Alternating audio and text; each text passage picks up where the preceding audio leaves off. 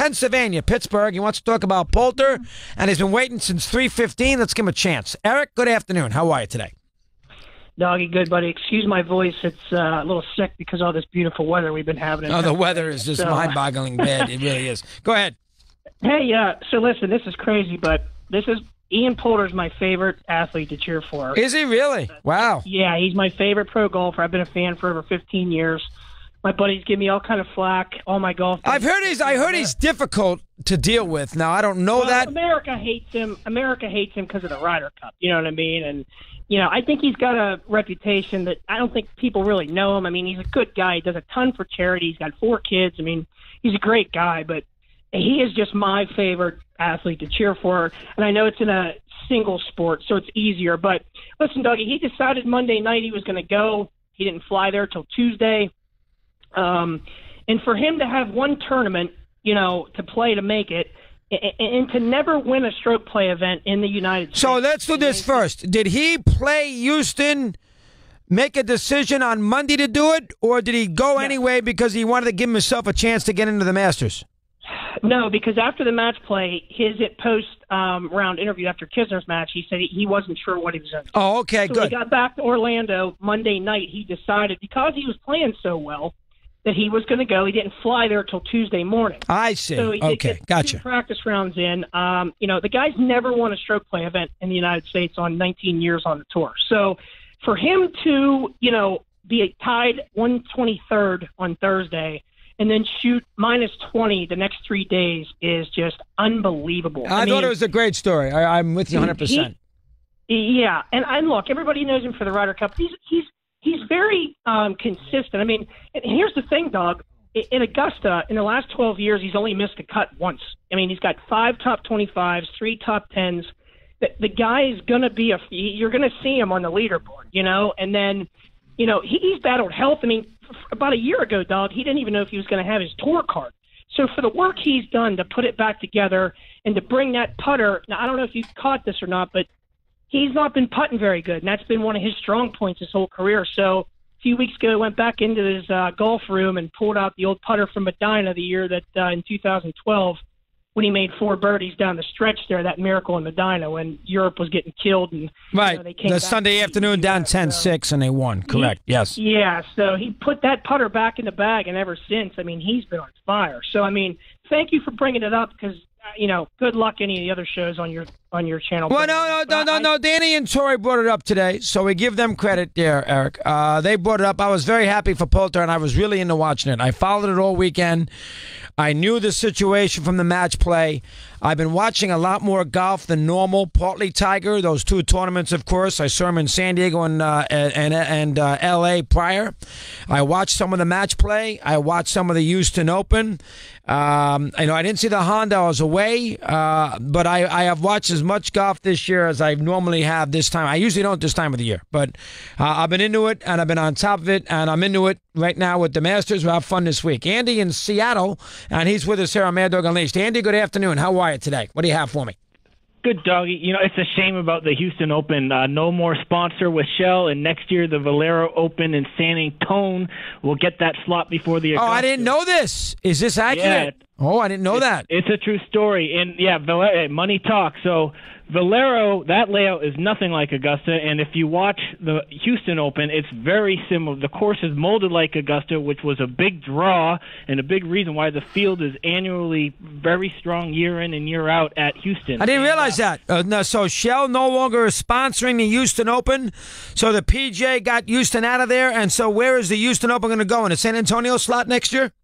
They don't know. It's up in the air. They don't think it's completely dead. They were worried that it was going to go completely away. Harvey completely killed that course. They needed a lot of money from like the Houston Golf Association to get that course into the shape that it looked like over the weekend. But the Valero was going in one way or the other, hurricane notwithstanding. Interesting. All right, so news there from Andy. Did a good job. One last one before we get to a break.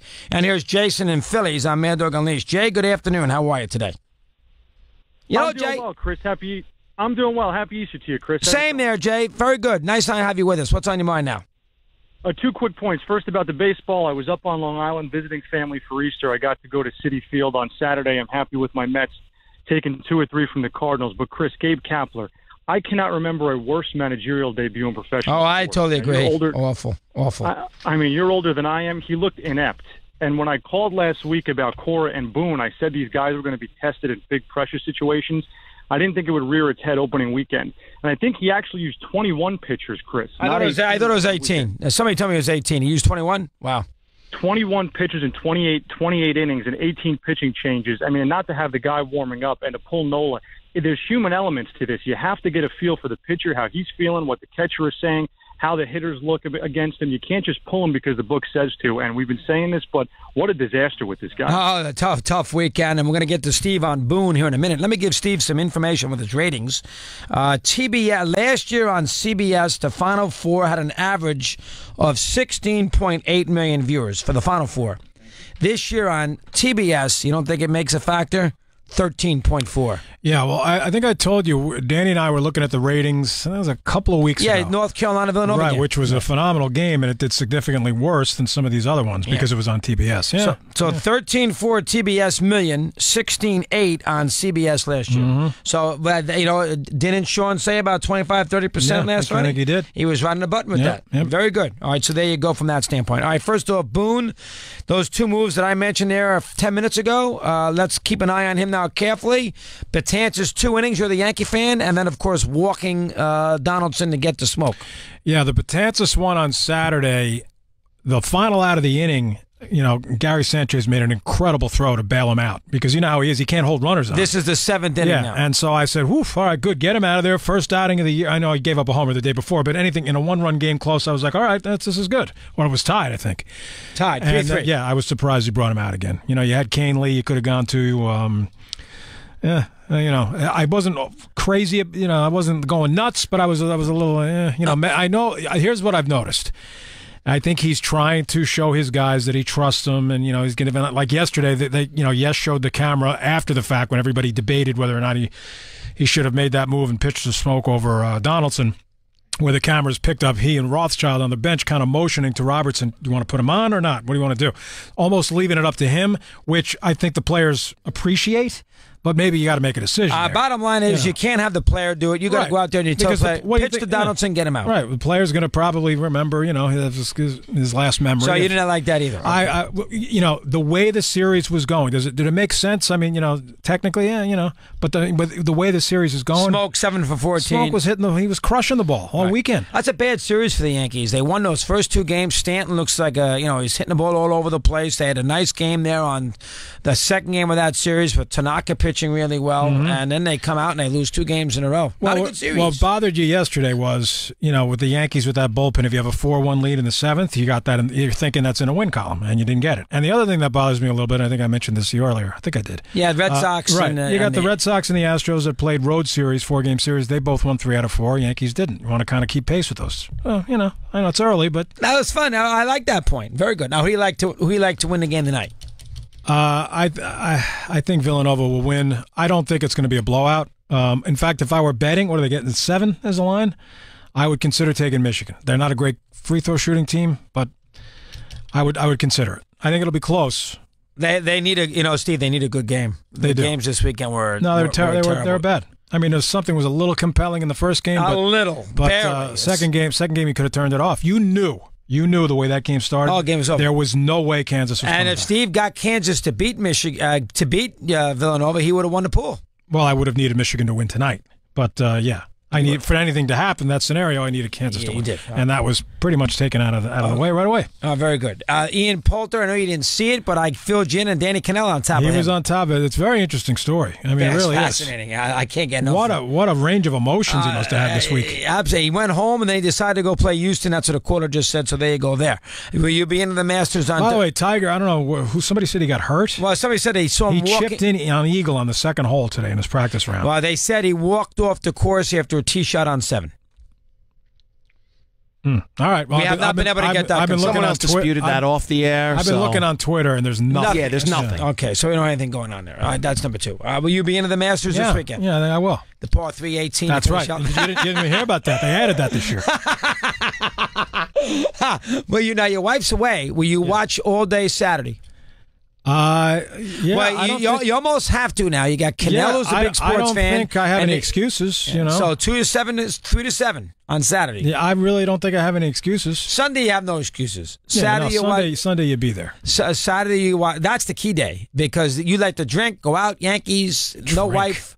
I mean, you can't do that now. You like to drink, get and the go car out. service out and everything else. Oh yeah, sure. Will you watch it on Saturday? Yeah, why wouldn't I? Okay, very good. Middle of the day, maybe squeeze in a nap.